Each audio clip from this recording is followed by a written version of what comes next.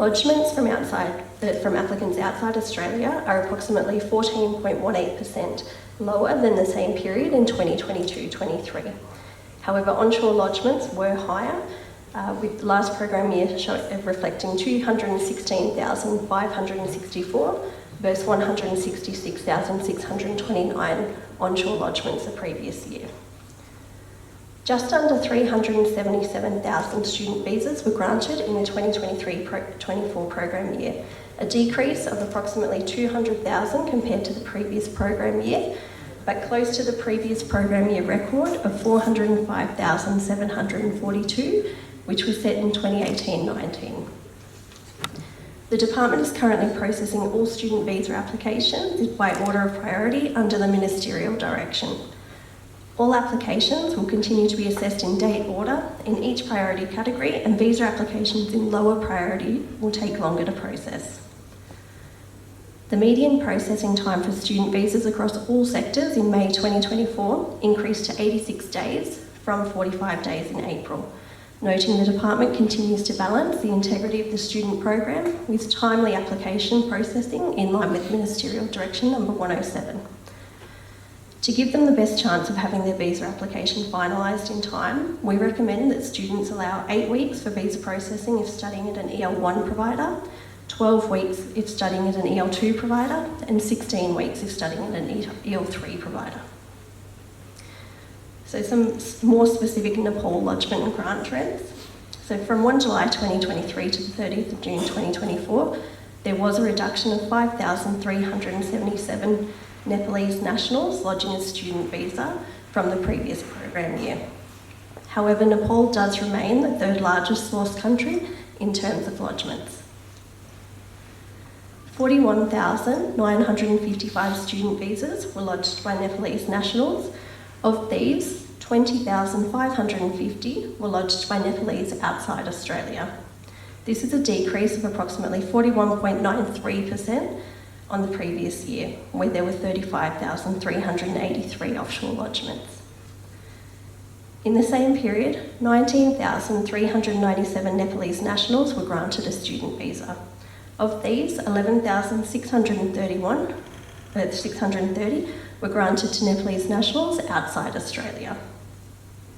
The overall grant rate to offshore Nepalese student visa applications was 58.5% in the 23-24 program year. The grant rate varied by sector, so higher education grant rate was 58.8%, vocational education was 42.1%, and postgrad research grant rate was 99.5%. Whilst there is still room for improvement on the grant rate, I note that the department has seen a significant improvement in student visa applications lodged by offshore Nepalese nationals across the program year. Just to put this into context, the grant rate for each quarter of the program year, so the first quarter started at 48.7%, it then increased to 58.1% in the second quarter, the third quarter was 65%, and the fourth quarter ended at 73%. This is fantastic to see and shows that the vetting processes here in Nepal are improving substantially.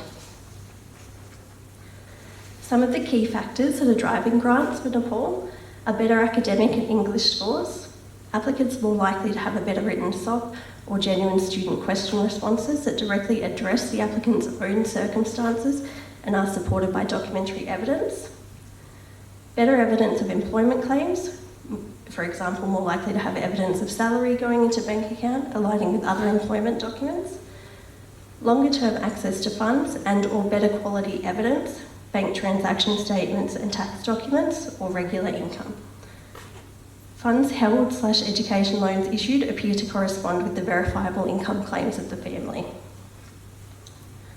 So some of the concerns that we're seeing across applications that are being refused are a number of applicants had not followed the statement of purpose guidance provided on our website for the GTE requirements for applications that were lodged prior to the 23rd of March. Since the genuine student requirement has been introduced, we're also seeing generic responses to the genuine student questions in a number of applications. Generic responses, unsupported by evidence, will not be weighed heavily in a genuine student or a GTE assessment. When assessing GTE and GS, we will give weight to the information the applicant provides in their application and the declaration in their SOP and responses to the GS questions. Students should have included the following: a 300-word statement relating to their own personal circumstances, only where GTE applies, or for genuine student criteria, clear responses that articulate the applicant's personal circumstances, supporting documents to substantiate any claims, explanation and evidence of source of funds, and explanation with supporting evidence of any study gap period.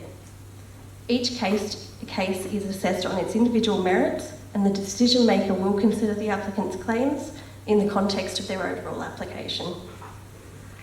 Agents should scrutinise claimed employment covering study gaps closely. Flags for concern can include salary not being credited into a bank account, spelling or formatting issues on employment letters, lack of web presence or of business, applicant unable to describe their role and responsibilities in their interview. Applicants are also refused due to concerns regarding genuine access to funds or financial claims. Claims regarding finances should be supported by independently verifiable evidence. Self-declared income claims are given no weight in our assessment.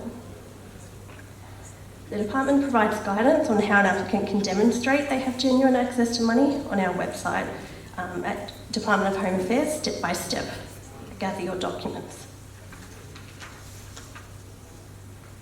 Officers may consider the circumstances of the applicant or the person providing the funds to determine whether they would genuinely have access to the funds.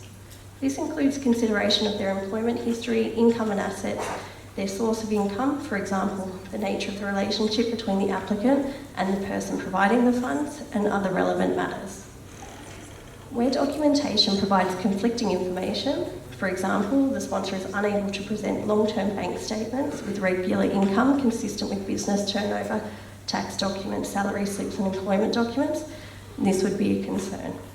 This also includes where an applicant or their sponsor's bank account includes large lump sum deposits and/or recent fixed deposits that are not commensurate with the sponsor's annual income.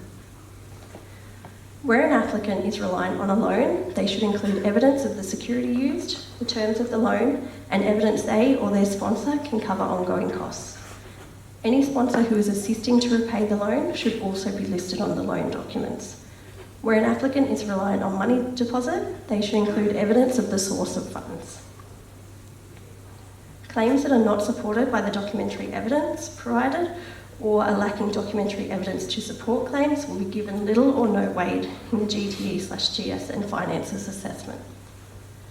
Fraud also remains prevalent across South Asia caseloads, particularly with key underpinning documents, so those used to support GS, financial, academic and English language claims.